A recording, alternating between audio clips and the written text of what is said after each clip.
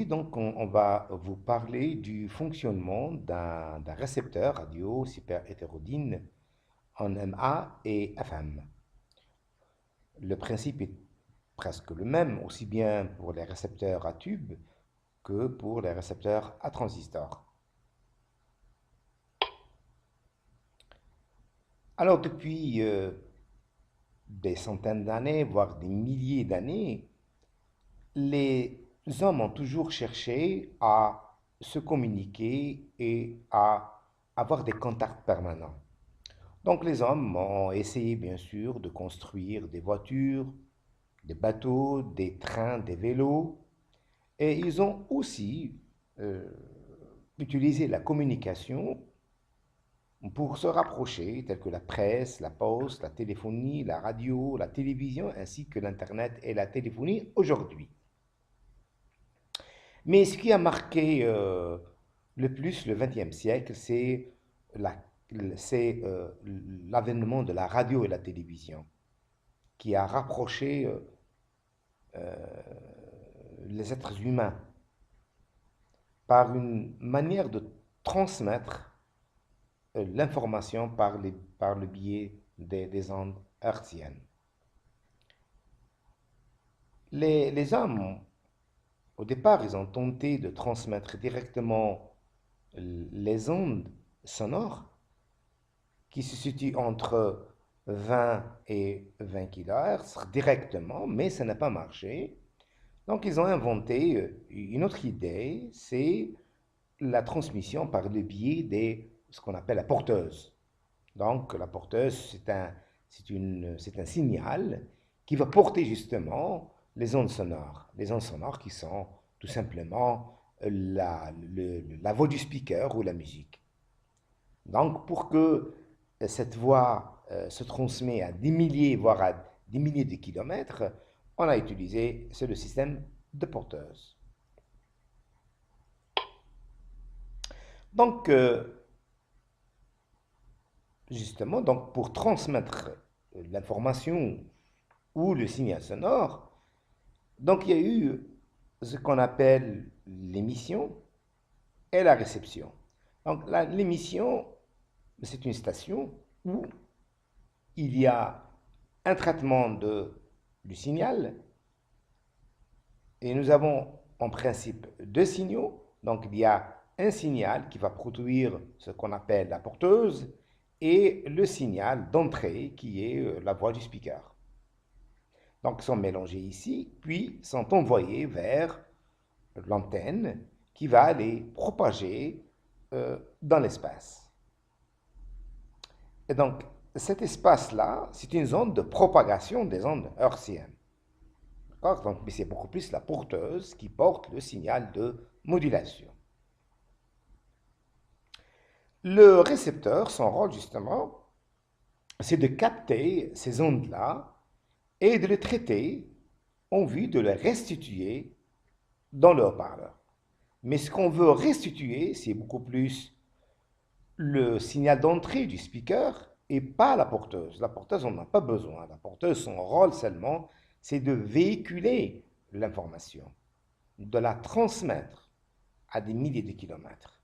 Donc l'antenne, un récepteur qui va traiter l'information, et puis il y a le transducteur qui est le haut-parleur qui va être donc le haut-parleur qui va permettre aux auditeurs d'écouter la voix du speaker. Donc dans la réception radio, aussi l'émission à réception, il existe divers types de modulation. Donc, nous avons modulé cette porteuse-là. Donc, il y a la modulation d'amplitude AM et la modulation de fréquence FM. Le signal, donc la première partie, donc dans cette modulation d'amplitude, nous avons le signal fait varier l'amplitude de la porteuse.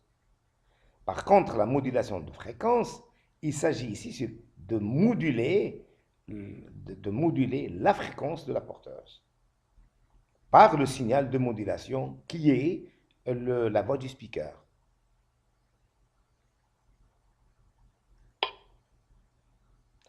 Alors, dans l'émission, on va vous expliquer les deux types de modulation. On va commencer d'abord par la modulation d'amplitude.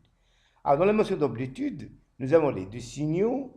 La porteuse, c'est le signal à moduler, le signal à transmettre et le signal de modulation, ou ce qu'on appelle aussi le signal modulant. C'est ça là, le signal du speaker, la voix du speaker, la musique. Mais la porteuse, elle est là uniquement pour porter ce signal-là. Donc, en tout, nous avons ce signal modulé qu'on va transmettre dans l'espace, qu'on va transmettre dans la zone de propagation. Donc, le signal modulé est égal à porteuse plus le signal modulant. Mais ici, la porteuse, elle est modulée en amplitude, comme vous pouvez le voir. Nous avons la bande latérale supérieure, bande latérale inférieure. Donc, est modulée en amplitude. Mais la fréquence, elle est constante. Donc, on agit beaucoup plus sur l'amplitude. Alors que dans la modulation de fréquence, elle est un peu légèrement différente. Voyons maintenant la modulation d'amplitude sur l'écran de l'oscilloscope. Nous avons le signal modulant et le signal modulé. Et donc, c'est cette fréquence-là, cette onde-là, si vous voulez, ou ce signal-là, qui va être envoyé dans l'espace pour être capté par l'antenne du récepteur. Voyons maintenant la modulation de fréquence.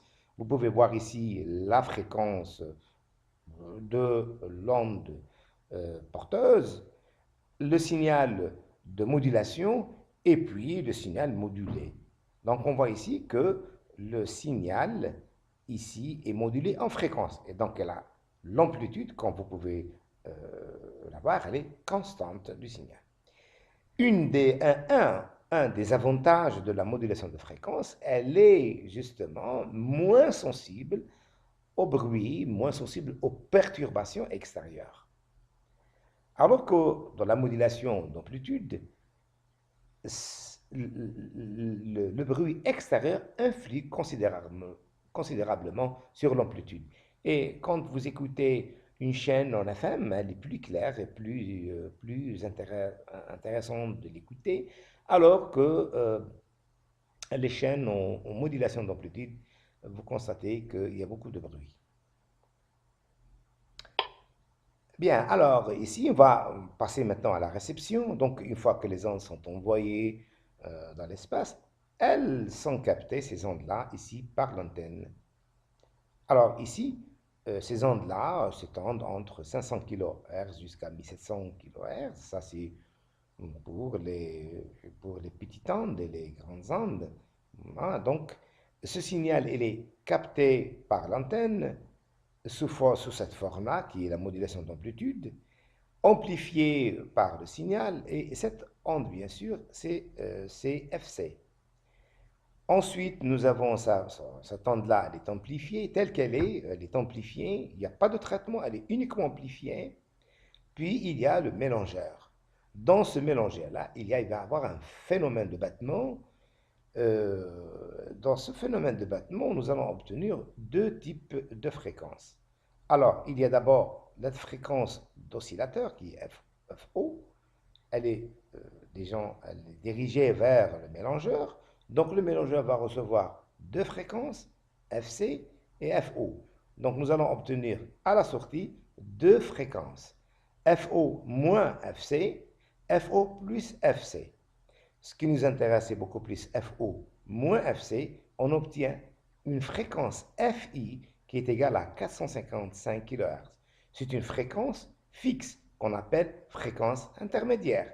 Quel que soit le signal capté ici, il est transformé, il est maintenu à 455 ou si vous voulez, transformé à 455 kHz, mais le signal sonore n'est pas encore traité.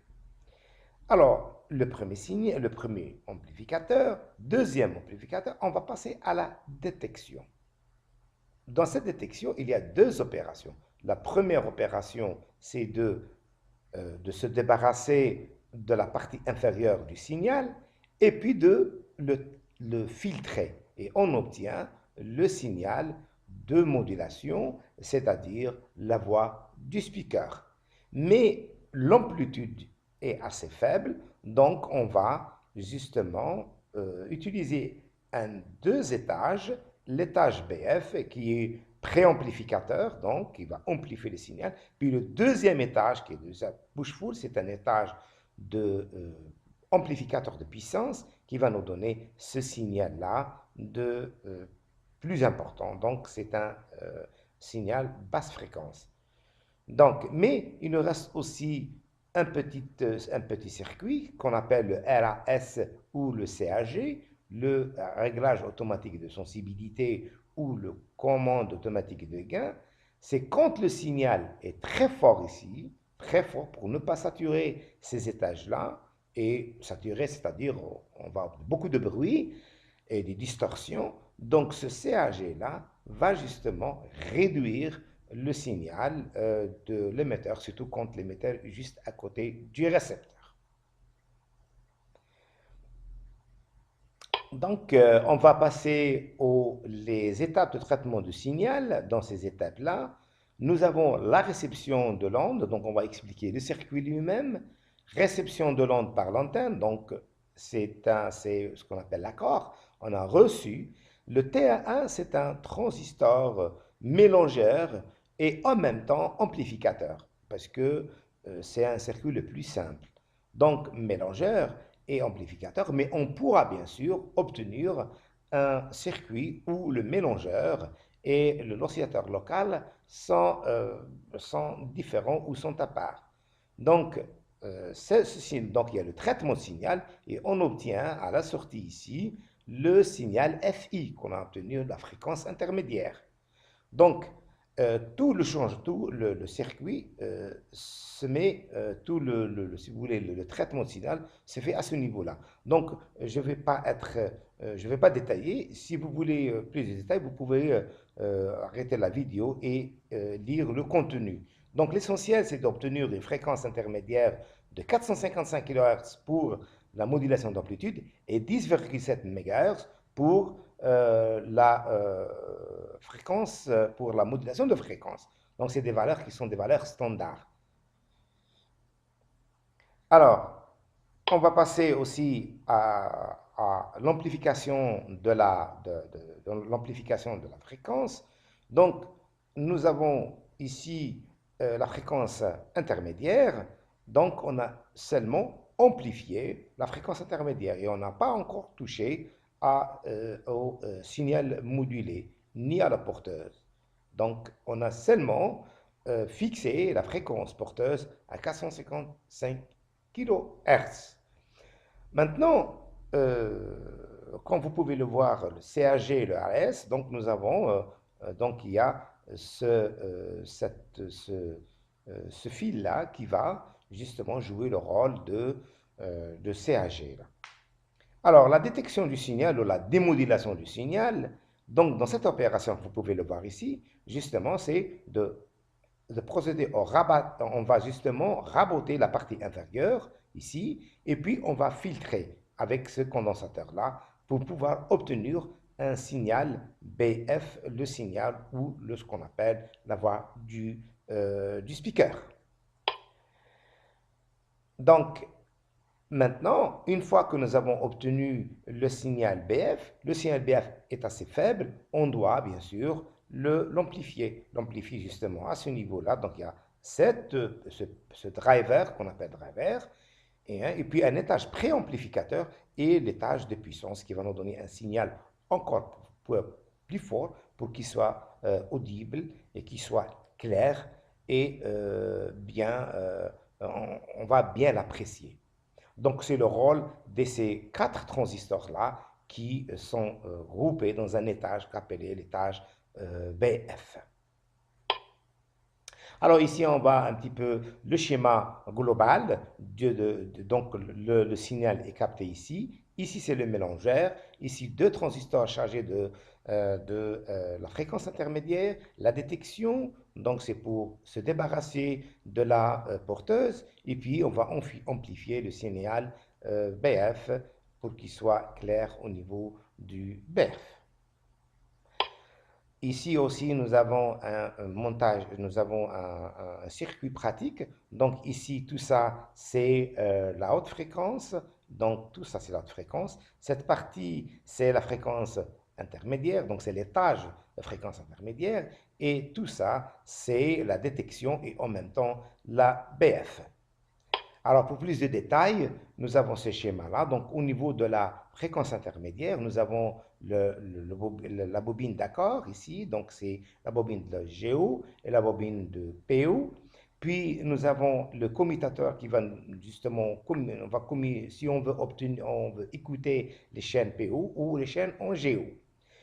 Donc ici, c'est un étage à haute fréquence, donc c'est le premier traitement ici, on va amplifier, et donc cet condensateur variable va justement, on va choisir la chaîne qu'on veut. Donc c'est le rôle de ce composant-là.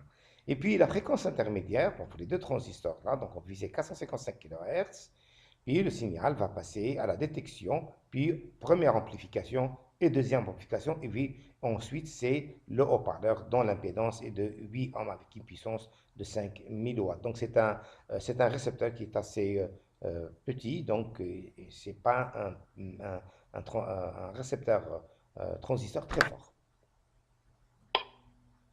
Merci pour votre attention.